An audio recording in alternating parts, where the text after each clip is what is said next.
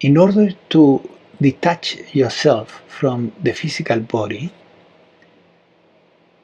what you need to address really is, and this is quite obvious,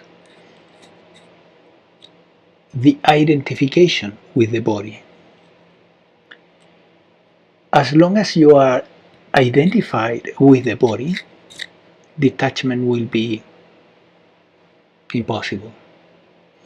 If you believe that you are the body, that belief will prevent you to detach yourself from the body. So what we will see today is how to break free from the identification with the body. Now, a fair question would be, well, is it worthwhile? Is it any advantage to be disidentified with the body, to attain that goal? Because obviously it's not an easy goal to reach. So we need to have clarity about what could be the gain. Well, there are multiple gains. This goal, attaining disidentification with the body, is something that has been recommended by many spiritual traditions through the ages, and for good reasons. Because in a way, and this is quite obvious too, in order to come back to your true nature and to become identified with your true nature as consciousness, you need to break free from the identification to what is not you, meaning false identifications. So once you become free from identification with the body and the mind, you become identified with what is left. What is left? Awareness is left. Consciousness is what remains. And then you're free. So how can you become disidentified with the instruments? The body and the mind are instruments for you as consciousness to interact with this environment, to have this experience, this human experience, and to attain liberation or enlightenment, which is freedom from identifications with body and mind. It's the same.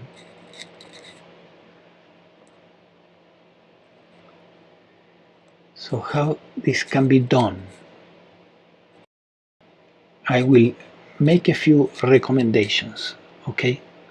And I would suggest that you write them down. There will be about 5 or 6 or whatever comes through.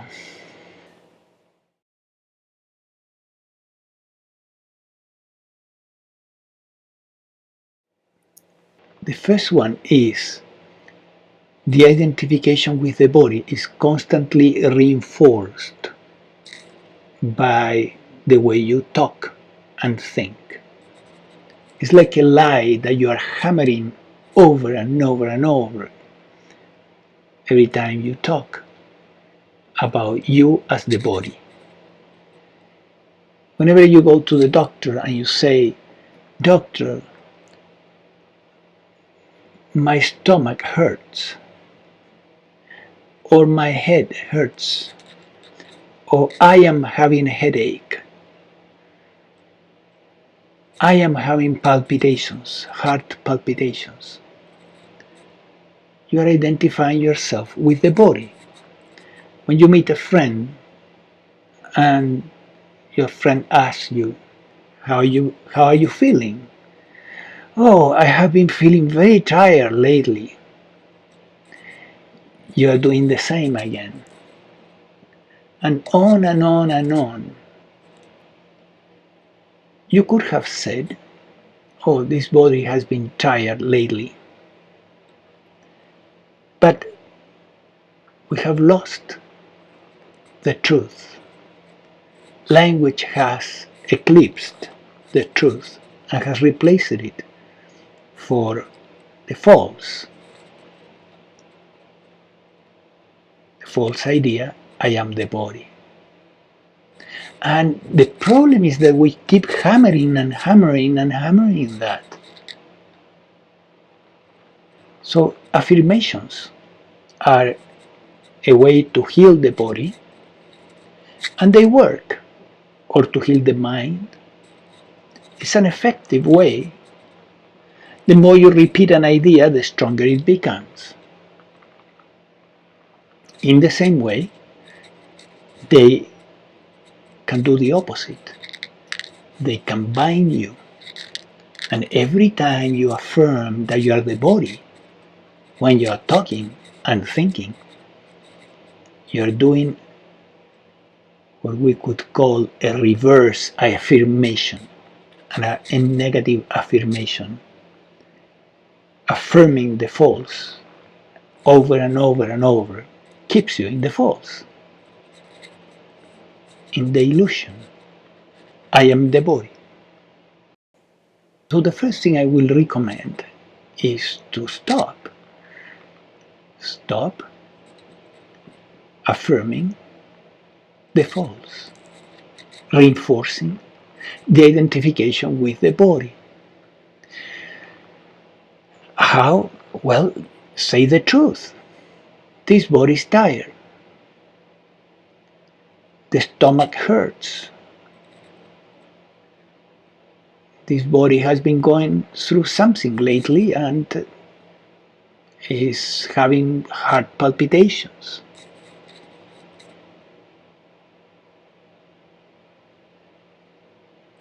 It may be a little challenging to change the way you talk because this is a habit, right? But it can be very valuable, a very valuable step forward to begin to say the truth. I'm not the body. What is happening to the body is happening to the body, but not to you.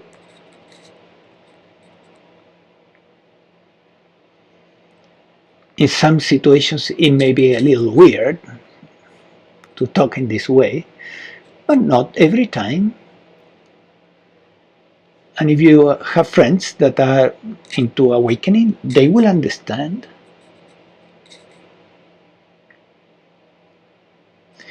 And if there is no option and you need to say,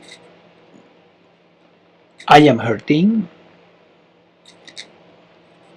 internally in your own thoughts, you reverse the idea and you become aware that you are not saying the truth.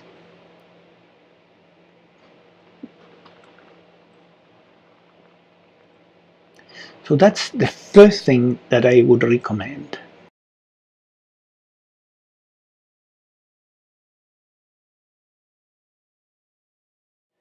The second one is you can do some intentional work. It's powerful and it takes very little effort. For example, you can fill a glass of water, grab it in your hand, and affirm a few times your intention.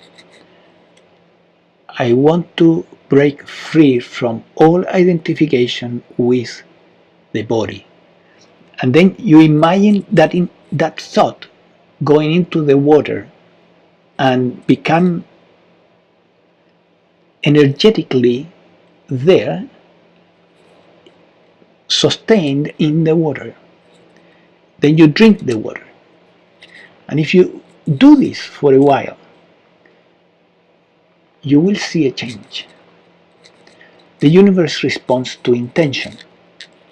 It's a very powerful force in the universe.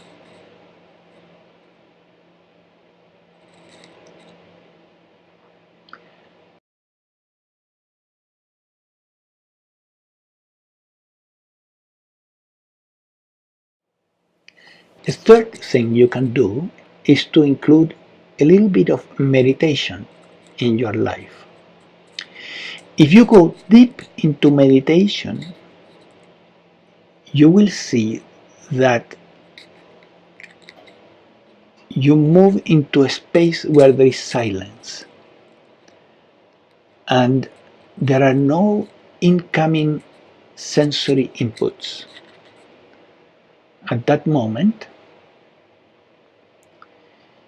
you become disidentified with the body temporarily,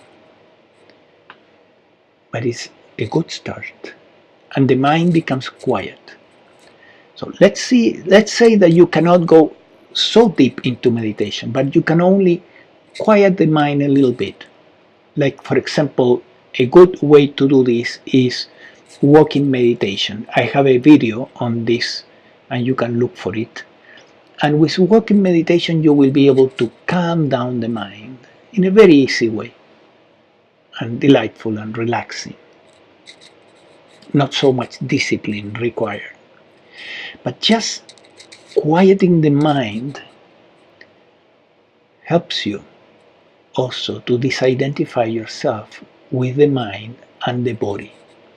Why? Because they are both completely interlinked. The next video is going to be about disidentifying yourself from the mind, but actually it's very difficult to separate both things because they are one, is the mind-body organism.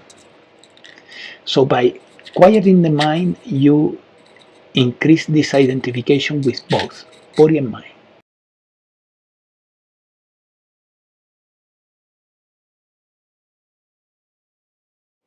Wake up, have an awakening.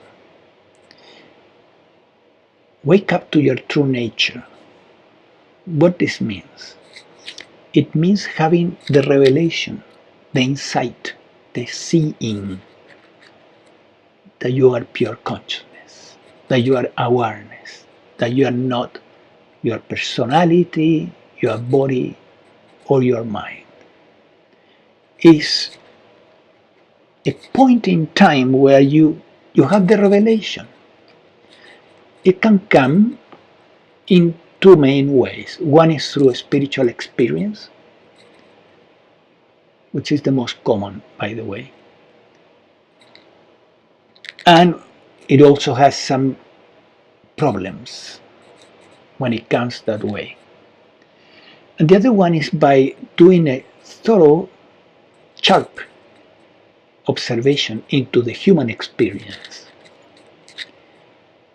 The awakening in here, the awakening of consciousness to itself in here, happened through that, by looking carefully into the human experience.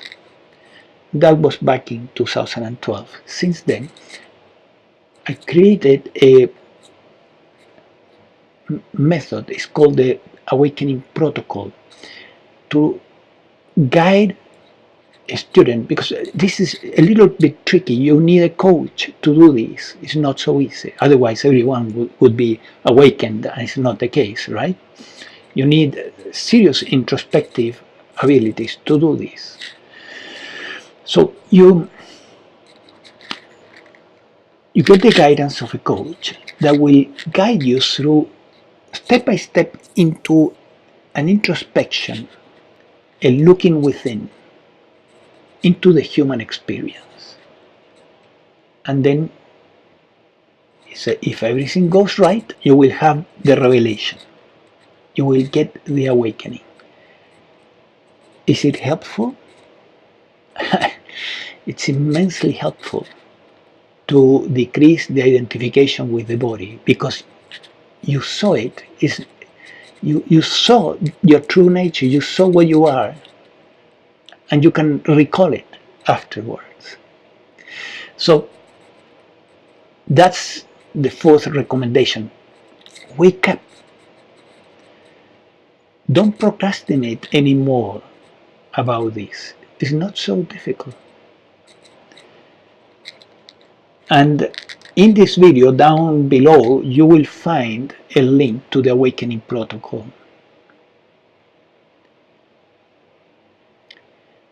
Without this revelation, without this awakening, it's very difficult to attain this identification with the mind and the body. It's like a milestone towards this final liberation of both identifications that are keeping you in bondage. Because enlightenment is complete disidentification from the mind, the body, and I would add the personality, or the personality is a function of the mind and body. It's the result of the identification with mind and body.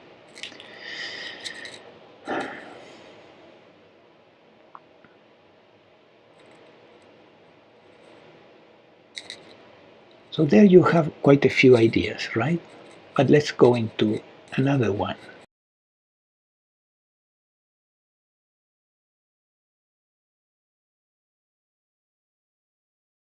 And this is probably the last one I'm going to mention, and it's about the surrendering technique. When there is a mental object that is disturbing your life, and obviously this identification with the body is disturbing your life, surrender it. Surrender it to consciousness, to the divine. Instead of trying to solve it yourself, with your little self, which doesn't have much power, by the way, just surrender it to pure consciousness to do the job. If you are sincere in that surrendering, in that leaving it in divine hands, and being sincere about, yes, this is something I would really like to have, help will come. Perhaps a spiritual revelation, perhaps an insight, a sudden insight. I don't know how, consciousness will decide to help you, but do it. So how? It's so simple. How will the surrendering technique sound doing this? Well, something like this. This identification with the body, it's surrendered to the divine, to the one, completely. Surrender completely and totally. Please take it away forever. Thank you, thank you, thank you. Yes, yes, yes. If there is sincerity, you will get help. If awakening to your true nature was that easy, and complete disidentification from the body and the mind was that easy, we will have a world full of sages, and it's not the case. So engage your true nature, consciousness, the one consciousness. Engage the one consciousness in the process. Don't try to do it just with your little forces, just with the little self, the little ego.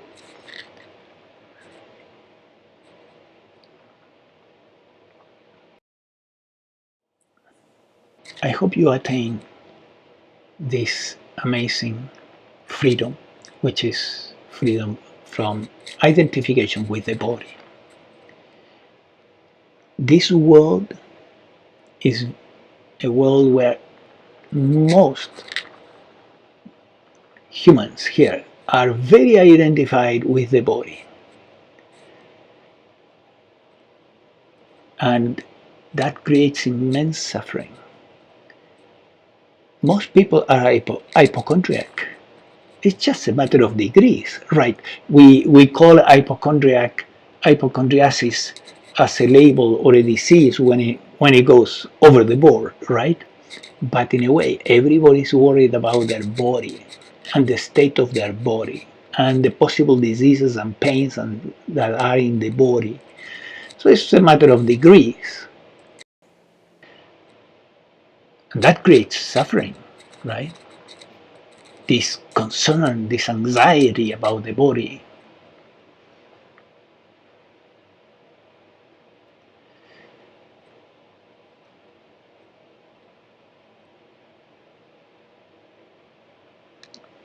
All the best.